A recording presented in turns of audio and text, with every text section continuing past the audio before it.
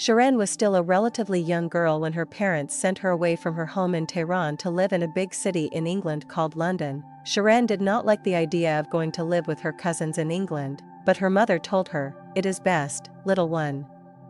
It is no longer safe here, and you will have an exciting new life in England, and you will make all kinds of new friends." Little Shirin wanted to cry because she loved her mother and father very much and she did not want to leave them. Also, she did not know her cousins at all. They had only visited once, and Shirin was too little to understand what they were saying, because they did not speak Farsi, which Shirin thought was very strange indeed. And so the day arrived and Shirin's mother and father drove her to the airport where she would be escorted onto the plane by her auntie. "I'm scared," said Shirin, as her father and mother walked her to the little booth, where the man would look at her passport and check her ticket. "How can you be scared?" asked her father. "Aren't you the brave little girl who was never afraid when the bombs could be heard dropping on the city? And aren't you the girl who always insisted that we take you to school every day even when the other little girls were too afraid and stayed at home with their parents?" "That's different," said Shirin. "This is my home." Shirin's mother knelt down beside the little girl and hugged her and stroked her hair. She said to her daughter, "I know that you will make us proud, little one. And don't you worry, soon your father and I will come to England and you can show us all of the things to see in London. I bet you will be speaking English even better than you do already, and you can teach me some new words." Shirin liked the idea of teaching her mother new words, because Shirin thought that her mother was the cleverest person in the whole wide world. "I suppose I could do that," said the little girl as her auntie took her hand and explained that it was time to get onto the airplane before it flew off without them. During the long flight to England, little Shirin tried to imagine what her new life would be like. She was determined to do well at school, and she told herself that she would make her parents very proud. "I can do this," she thought. "I can do this as easy as picking flowers." Then the little girl fell asleep and dreamed of what London would be like. She dreamed about tall clocks and wide rivers. She pictured old men in bowler hats, ladies with umbrellas, bright red buses, and the big house where the Queen lived with all of her guards in their tall fuzzy hats and long boots. But when she arrived at the airport in London, it was not quite as she had imagined at all. The sky was a horrible grey color, and it was windy and raining. Shirin wished that she had not decided to wear her sandals, because her toes were very cold. And worst of all, was the feeling that everybody was looking at her as if she was an alien with a big head and 3 eyes. Shirin noticed with surprise that she was the only one wearing a chador. A girl standing close by pointed and laughed and asked her mummy, "Why is she wearing a big cloth wrapped around her like that?" The mother pulled the little girl away and told her that it was rude to point. Shirin wanted to tell the little girl that it was not a big cloth, it was a chador, and in Tehran many of the girls and their mothers and grandmothers wore a chador because it was a part of their culture. Of course, Shirin wanted to take her chador off because she did not like being stared at in such a way, and she wished that she was back in Tehran where it was sunny and her toes would be warm once more. "Let's get you home," said her auntie as she hurried the young little girl into a big black taxi with an orange light on its roof. Shirin thought that the taxi driver sounded very funny. Not at all like her English teacher Mr. Rahimi. He said things like "blimey" and "a right love, where to?" Little Shirin did not understand these words, but luckily her auntie seemed to understand and they were soon whizzing through the city towards her new home. Shirin wanted to ask her auntie why she did not wear a chador in England even though she always wore one when she visited her mother in Tehran. She must be in disguise, thought the young girl. But Shirin also remembered that her mother had always told her it was no use trying to hide your true self from others, so Shirin wondered why her auntie chose to be in disguise when in England. London turned out to be a very strange place indeed. It rained every day for the first week and Shirin didn't think much of British summertime at all. She had trouble understanding what people were saying even though she was told that her English was very good. And it turned out that not just anybody could go and say hello to the Queen in her big house even though there must have been 100 rooms in which to welcome visitors and have tea. The young girl was very disappointed in her new home and she missed her mother and father and her friends. Even the food was different. It was grey like the weather and seemed to come out of boxes from the freezer, not like her mother's lubia polo with saffron, or crispy tahdig, which was colorful and delicious to eat.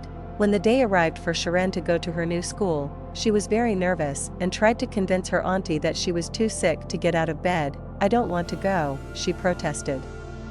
"I don't know anybody and people keep staring at me. There are lots of girls at school who wear a chatter just like you, little one," said her auntie. "I am sure you will make lots of friends today. You just wait and see." But it did not go that way at all, not at first. There were indeed other girls who wore a chatter, but they were all older than Shirin and they refused to speak to her. The girls in her own class pointed and laughed. They all had light brown hair or blonde hair and blue eyes, and they did not want to make friends with the new girl because she was different from them and had dark skin and dark eyes and wore a chatter. It didn't feel good to be so different from others, and Shirin wished once more that she was back home with her mother. It was during lunch break, as she was sitting in the corner of the playground planning her big escape back to Tehran, that a young boy approached little Shirin. "My name is Steven," said the boy. "Would you like to share some of my milkshake with me?" And with that, the young boy offered Shirin his strawberry milkshake with a straw in the top. Shirin thought that the milkshake tasted amazing and had to stop herself from drinking it all up. "Don't pay any attention to the others. They are mean to me too sometimes, because I live with my mum. My dad left us a long time ago, and now it is just the two of us.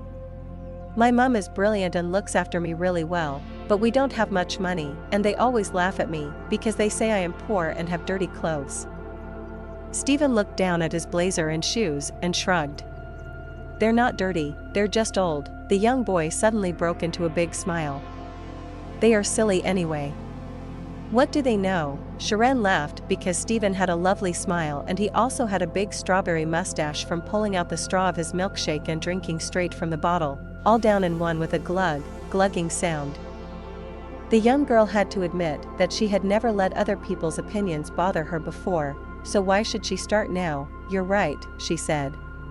"What do they know anyway?" And in exchange for giving her some of his milkshake, Shirin pulled 4 pieces of baklava from her pocket and shared the sweet pastries with her new friend. "I think your headscarf looks cool," said Steven, as he wolfed down a whole piece of baklava in one go. "It's called a chatter," Shirin told him. The young boy rolled the words around in his mouth along with the sugary baklava. "Well, it looks really cool," he said. Suddenly Steven pulled his blazer up over his head so that he too was wearing a kind of chatter.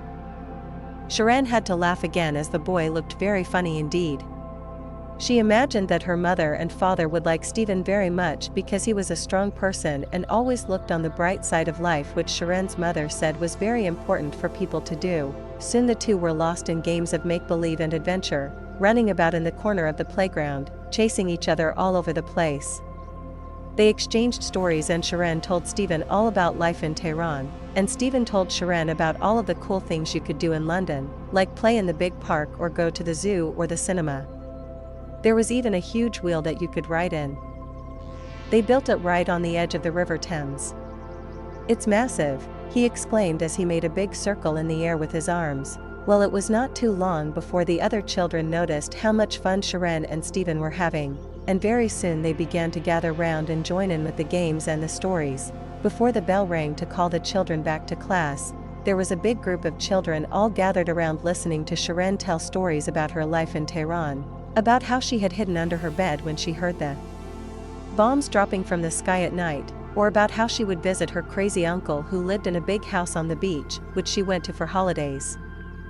The children were amazed to hear such stories and could not help asking lots of questions which Shirin was happy to answer.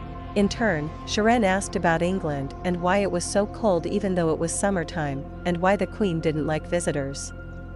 This made the children laugh.